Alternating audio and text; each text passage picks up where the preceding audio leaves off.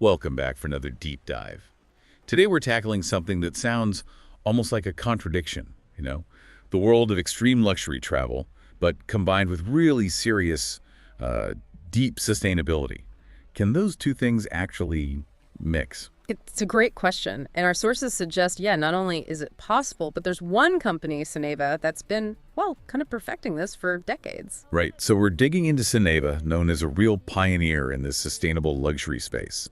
And we're going to focus in on one of their, let's say, most unique offerings, this idea of a floating villa, a luxury yacht, basically, in the Maldives. That's the one, the Soneva in Aqua. We've got quite a bit to work with here, an interview with the CEO, Sonu Shivdasani, articles looking at their eco-efforts, and quite detailed descriptions and reviews of the yacht itself. So our mission today is really to unpack what makes Soneva tick. How do they actually manage to weave environmental and social good into, well, top-tier hospitality? And what's the deal with this floating villa experience? What's it really like for you? Okay, let's get into it. Right at the core of Soneva's whole approach seems to be this powerful belief, summed up by the CEO, Sonu Shivdasani. He says, companies must become the solution, not the problem. Yeah, that quote really sets the stage, doesn't it? It's a fundamental shift, not just minimizing harm, but actively, contributing something positive. And they've been at this a while. The sources say 25 years, leading the way in these sustainable luxury resorts, private residences too. It's fascinating. The origin story actually goes back to their honeymoon.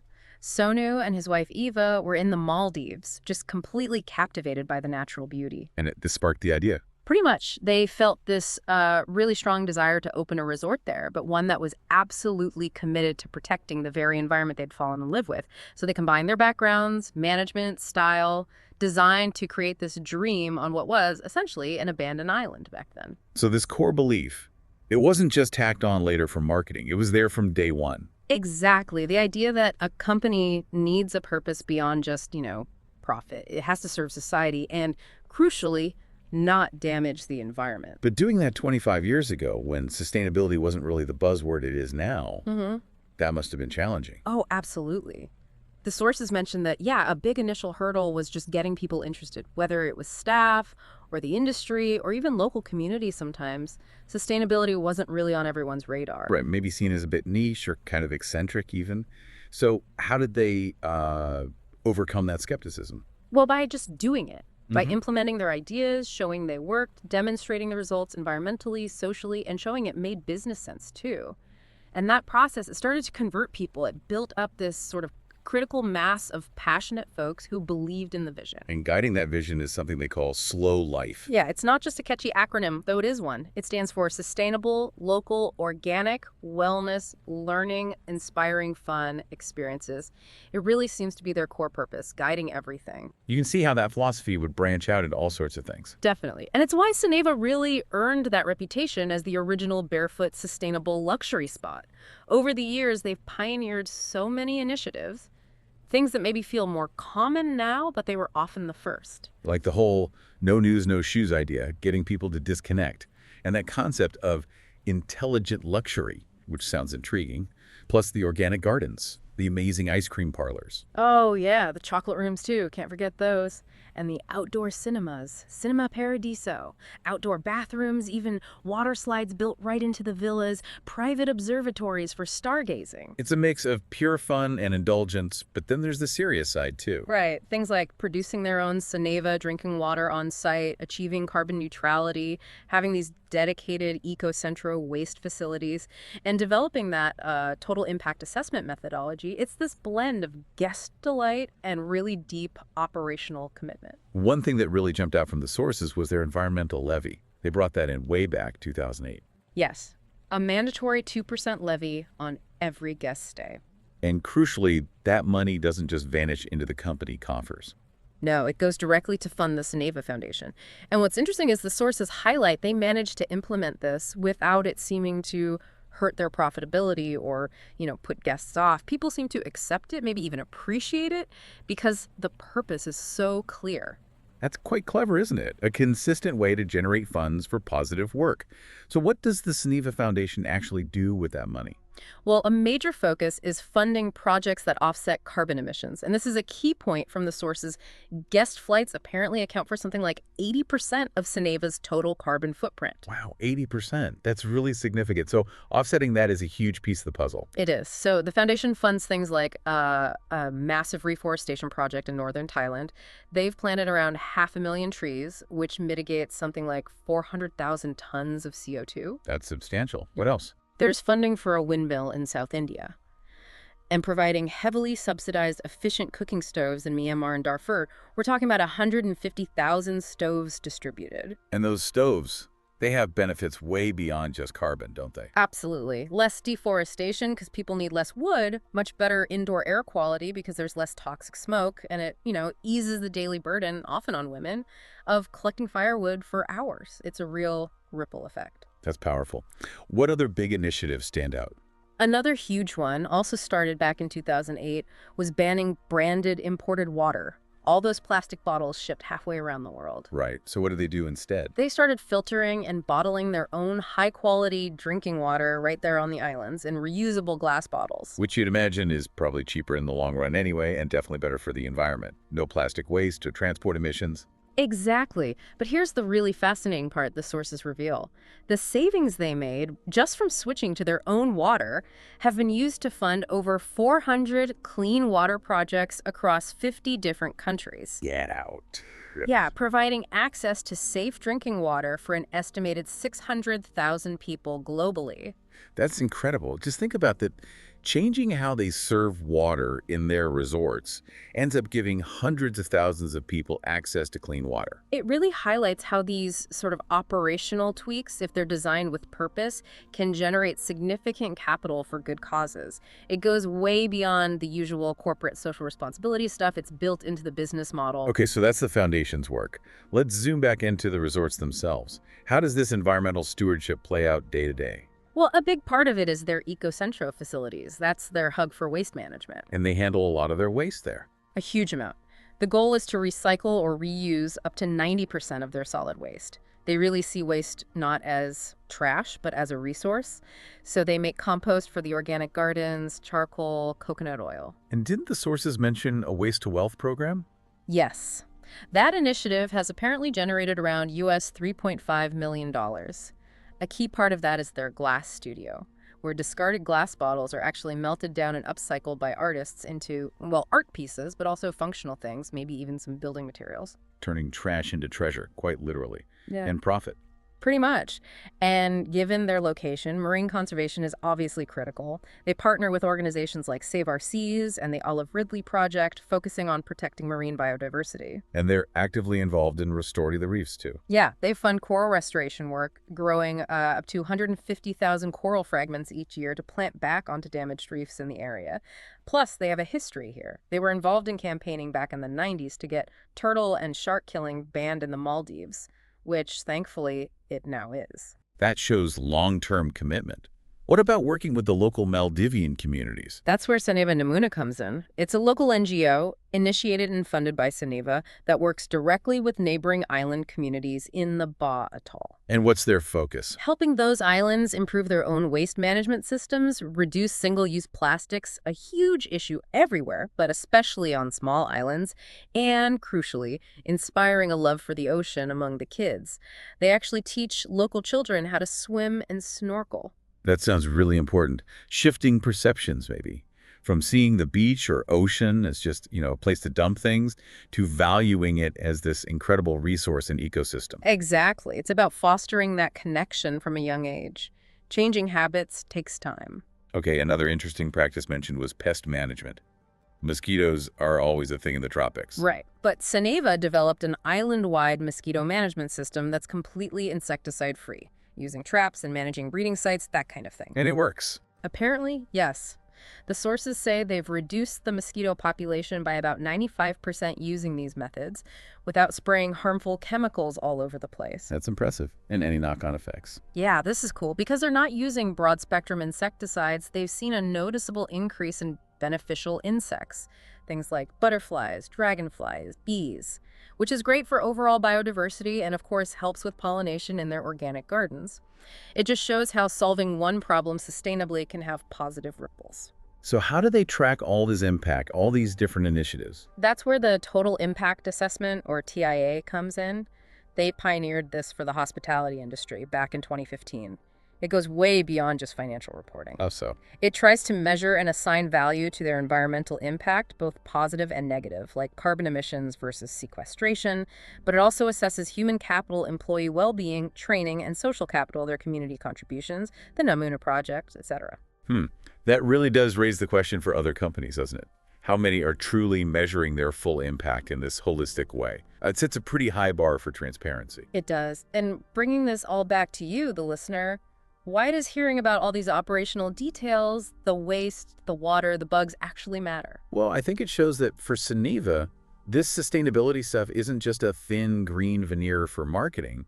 It seems deeply embedded in how they run the place, how they make decisions, their relationship with the local environment and community. It's fundamental. And that fundamental commitment inevitably shapes the entire experience for the guest, which leads us nicely into their concept of intelligent luxury. Right. What does that actually mean in their terms? It sounds a bit academic. Well, the way the sources describe it, it's about offering things that feel genuinely rare or special to the guest. Things that are new but true, as they put it. Authentic. Something you'll cherish because it resonates. Maybe because it's so different from your everyday life back home. Okay, so less about obvious bling and more about unique experiences. Exactly, and this ties into a broader trend. The CEO talks about this shift towards what he calls meta-luxury. Meta-luxury. Yeah, the idea that high net worth individuals are moving beyond just acquiring expensive things, the designer watch or the fancy car, as status symbols. So what are they looking for instead? Things like knowledge, learning, genuine connection, authenticity, also discretion, special access, maybe an element of surprise, meaningful experiences that offer focus and depth rather than just surface-level indulgence. It's more about internal enrichment. Interesting. So how does Soneva cater to that specific desire? Well, partly by offering that chance to completely disconnect. The no news, no shoes helps there, but also by making the experiences really rich with learning opportunities. Like what? Like spending time in their observatory with a resident astronomer actually learning about the constellations, or learning to free dive, or going snorkeling with a marine biologist who can explain the reef ecosystem you're seeing. Ah, so it's active engagement, not just passive enjoyment. Right. Or participating in what they call conscious experiences, things that connect you directly to their sustainability efforts. Maybe a garden-to-table cooking class where you help harvest the ingredients, or joining a marine conservation dive or talk. The sources also mention this idea that guests might actually change a little during their stay. Yeah, that they leave with a bit more awareness, perhaps, an understanding of resource use or the importance of conservation. Soneva seems to hope guests become, in a small way, advocates themselves, spreading that awareness when they go home. So looking at the bigger picture, this suggests a real shift in what the most discerning travelers are valuing now. It's not just about five-star comfort anymore. It's about purpose, learning, connection. Experiences that mean something. Precisely. And that brings us perfectly to one of Soneva's most, extraordinary offerings. Something that really seems to embody this whole blend of intelligent luxury, experiential travel, and that deep environmental ethos. You're talking about the Soneva and Aqua. Exactly. The floating villa. It's described as the first of its kind in the Maldives, basically. A super luxurious yacht that combines all of the Soneva resort services and style with the freedom of having your own private boat. Okay, tell us about the boat itself. What are the specs? Well, it was custom built, launched around 2014 or 2015. It's about 23 meters long, so decent size, around 75 feet. And it's designed for real exclusivity. Maximum capacity is just 4 adults and maybe 2 children. So very intimate. Very. It has fuel-efficient engines, but interestingly, it's also fully rigged with sails. So there's that nod to using wind power when possible, fitting their eco-philosophy. And the design, does it feel like the resorts? Yes, definitely follows that signature Soneva style, what they call rustic chic or eco-chic. Lots of natural materials, sustainable woods, leather accents, organic cotton fabrics. It feels luxurious, but also grounded, connected to the environment. What about spaces on board? Where can you relax? There are several outdoor decks, a lower sun deck at the back, which even has a jacuzzi, then a raised, shaded deck which is more of a lounge area with a bar, and a smaller sun deck right up top, above the captain's cabin. Plenty of outdoor space then. And inside. The main deck has dining areas, comfy daybeds for lounging, a small library, even a computer corner. Oh, and apparently there's a screen link to a camera on the mast, so you can always see the view ahead. Huh, that's neat. What about the sleeping arrangements? 2 main cabins. There's well, they call it the smaller cabin, but it still sounds lovely king-size bed, its own ensuite bathroom. Okay, and the master. The master bedroom sounds pretty spectacular. It's described as a really generous space. King bed, of course. Separate his and hers sinks, a big shower, separate restroom. Very plush. But there's one feature in that master suite that really jumps out, isn't there? Oh, yes. This is where it gets really unique and ties back into that intelligent luxury idea. The master bathroom has a glass-bottomed spa bath. A glass-bottomed bath. Seriously. Seriously. Yeah. So you can literally be having a soak, look down through the floor of the bathtub, and watch the fish and the coral reef swimming beneath the yacht. Wow. That's incredible. Talk about a unique connection to the marine environment. That's definitely rare. Definitely an experience. Exactly. Pure Soneva. And the service level matches the luxury. It's not just a bareboat charter. You have a dedicated professional crew. Like who? You get a captain, obviously, and standard crew members. But you also get your own sous chef preparing all your meals, a personal barefoot butler on call 24/7, just like you would in a villa at the resort, and even an onboard wellness therapist for massages or treatments whenever you like. So it really is the full resort experience, just floating. Pretty much. And you can customize it even further. You can arrange for optional specialists to join your trip. Specialist like. Depending on your interest, maybe a dedicated diving master, a yoga or fitness instructor, a professional photographer to document the journey, or even, and this sounds amazing, a professional astronomer. An astronomer. Imagine being out on the open ocean, miles from any light pollution, stargazing with an expert. That perfectly hits that learning and experience pillar of their slow life philosophy again. Absolutely. It takes the unique location and turns it into a learning opportunity. Okay, so you've got this incredible floating villa. Where does it actually go? Its main base is Soneva Fushi, which is in the Ba Atoll. And as we mentioned, that whole atoll is a UNESCO World Biosphere Reserve, famous for its incredible coral reefs and marine life, like manta rays. But you're not just stuck cruising around there. No, not at all. It can also operate out of Soneva, which is in the neighboring Nunu Atoll. Or it can even be used as a really adventurous way to transfer between the resorts or to get to their newest, very remote resort, Soneva Secret. And the key thing is flexibility, right? The itineraries aren't fixed. Exactly. They are completely tailor-made. It's all about what you, the guest, want to do and see. Total freedom. So what kind of experiences could that involve? Well, exploring absolutely pristine coral reefs for diving or snorkeling, often in places very few other boats go, venturing into really remote parts of the ocean, maybe finding deserted islands for a private beach picnic or just to relax in total solitude. Dolphin spotting seems likely too. Definitely possible. The CEO mentioned seeing them from his office window at the resort, so you'd have a good chance out on the water. And then, of course, those amazing stargazing opportunities with the astronomer, if you arrange one. And are meals and activities included? Or is everything extra? A lot is included in the charter rate. All your meals, prepared by the chef to your preferences, including things like bespoke dinners paired with wines. Also, usually a 1-hour massage per guest from the therapist, guided snorkeling trips, and that initial stargazing session are often part of the package. What about the length of the trips? Again, total flexibility. You can charter it for just a day trip, maybe an overnight experience, or you can plan a whole custom itinerary for several days exploring different atolls. It offers a completely different perspective on the Maldives compared to just staying put in one resort. And the cost. I imagine this level of luxury and privacy doesn't come cheap. No, it's definitely positioned at the very high end. The sources we looked at gave slightly different figures, likely depending on the season and specific package, but you're generally looking at starting prices maybe around $4,000 USD per night, potentially going up to $10,000 or more per night for 2 people. Some sample multi-day trips were priced well into the tens of thousands.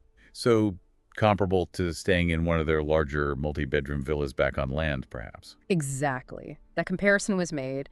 You're paying for that unique mobility, the absolute privacy, and that dedicated crew and service out on the water. Okay, looking beyond the yacht for a moment, what did the sources say about Soneva's future plans? Where are they heading? Well, The CEO interview mentioned ongoing development.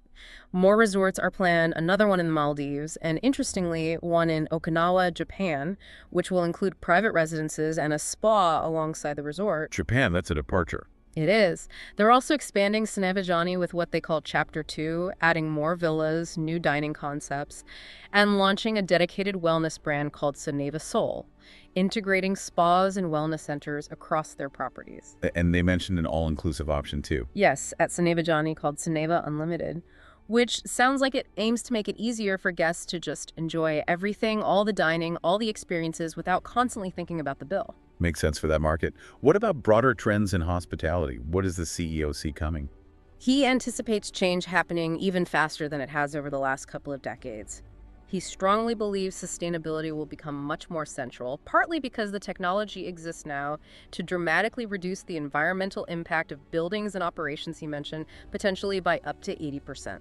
So pressure will mount on hotels to adopt things like responsible purchasing, better energy and waste management, reducing single-use items. Exactly. He also speculated that with potentially less business travel in the future, urban hotels might need to reinvent themselves more as urban oases places focused on wellness and providing sanctuary within the city. And that links back to the other major trend. Right. He expects that shift towards meta-luxury, towards experiential travel to really accelerate. Guests will increasingly demand authenticity, deep experiences, learning, discovery. It won't be enough just to be luxurious. Travel will need to offer more depth. Okay, so pulling all these threads together, what does this deep dive tell us? I think it shows Soneva has very deliberately placed itself right at that intersection. You've got the ultra luxury, yes, but it's combined with this incredibly deep, genuine commitment to environmental and social responsibility. And it's all geared towards meeting that growing desire for authentic, meaningful, educational travel. And the Soneva in Aqua, the floating villa, seems like the perfect symbol of that combination. Yeah. Exactly. It takes all the core Soneva elements, the eco-consciousness, the barefoot luxury style, the personalized service, the focus on unique experiences and connecting with nature, and puts it onto this mobile platform. It lets you explore the Maldives in a way that's deeply luxurious, yet still aligned with those core values. It really goes beyond just pampering. It's about connection, learning, seeing the environment firsthand. It definitely makes you think about where high-end travel is going, with this growing awareness about our impact on the planet and this increasing hunger for experiences that feel real and offer more than just surface-level indulgence. Yeah. You have to wonder. Will this model this meta-luxury approach that Soneva champions, where deep values, sustainability, learning, and transformative experiences are just as important as the thread count of the sheets, will that become the new standard for what luxury travel really means in the future? A provocative thought to end on. What does true luxury mean to you now?